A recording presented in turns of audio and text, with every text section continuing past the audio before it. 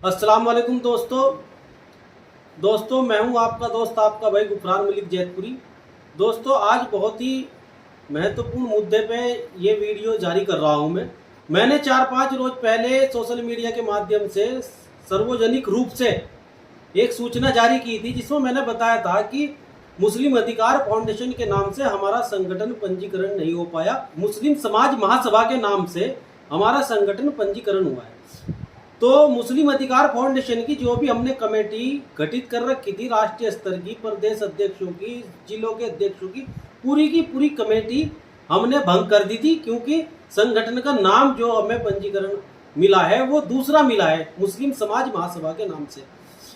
तो उसको लेकर जनपद शामली के जलालाबाद में कुछ लोग उसका स्क्रीनशॉट लेकर ये कह रहे हैं कि गुफरान मलिक ने ये सूचना जारी की है, जो संगठन रजिस्टर्ड ही नहीं था तो उसके पदाधिकारी कैसे बना दिए, फर्जीवाड़ा कर दिया, इस तरह की वो चला रखी है। हालांकि मैं इस पे जवाब नहीं देना चाह रहा था, लेकिन जलालाबाद से मेरे साथियों का फोन आया। मैं उनसे कह रहा था कि मूर्ख बहुत कम मिलते हैं जो मुफ्त में प्रचार करते हैं, ये मूर्ख है, कोई हमारा प्रचार कर रहा है तो करने दो। लेकिन वो कहने लगे देख जी इस पे जवाब दो, बताओ।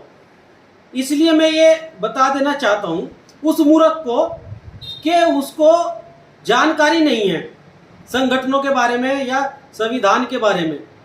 वो कोई बेवकूफ इंसान है जो इस पोस्ट को चला रहा है। अनुच्छेद 19(1)(c) ये साफ कह रहा है, हमें इस बात की स्वतंत्रता देता है। भारतीय संविधान का अनुच्छेद है जो मौलिक अधिकारों में आता है। अनुच्छेद 19 में 6 मौलिक अधिकार है, इसमें एक अनुच्छेद 19(1)(c) है।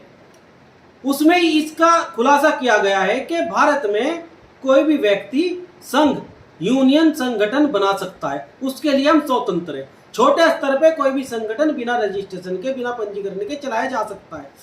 आपको पंजीकरण की आवश्यकता पड़ती है अगर आप बहुत बड़े स्तर पे संगठन आपका चल रहा है, आप उसके अंदर फंडिंग कर रहे हैं, आपको उसमें सरकार से अनुदान लेना है, तो आपको पंजीकरण कराना पड़ेगा।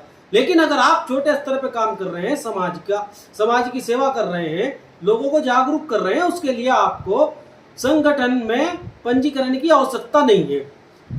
तो ये उनको समझ लेना चाहिए। और एक चीज और बता दूं कि कोई भी संगठन अगर पंजीकरण भी होता है तो सरकार की एक रूलिंग है, उसमें भी आपको कमेटी का गठन करना पड़ेगा। आपको बताना पड़ेगा अध्यक्ष कौन है, उपाध्यक्ष कौन है, इसमें सचिव कौन है, कोषाध्यक्ष कौन है, सदस्य कौन है, ये बताना पड़ेगा। और आपको अपना काम भी दिखाना पड़ेगा कुछ महीनों का कि आप क्या कर रहे हैं, किस तरीके से आपने काम किया है, कितना किया है। तो ये तमाम प्रक्रियाएं हैं। तो उस मूर्ख को जो इसे अफवाह को फैलाकर ये साबित करना चाह रहा है कि संगठन फर्जी था, अगर कोई कानून के दायरे से, नियमों से हटके पंजीकरण संगठन भी काम कर रहा है तो सरकार को पावर है उसे संगठन को बैन करने की, उस पर एक्शन लेने की। और अगर आप समाज की सेवा कर रहे हैं तो आपको एक संघ बना के, एक टाइटल दे के संगठन में आप काम कर सकते हैं, उसको आपका पंजीकरण अनिवार्य बिल्कुल नहीं है। अनुच्छेद 19(1)(c) ये साफ कह रहा है उसके लिए हम स्वतंत्र हैं। तो इसलिए मैं बता देना चाहता हूं कि इस तरह की अफवाह फैलाने वालों से सावधान रहने की जरूरत है।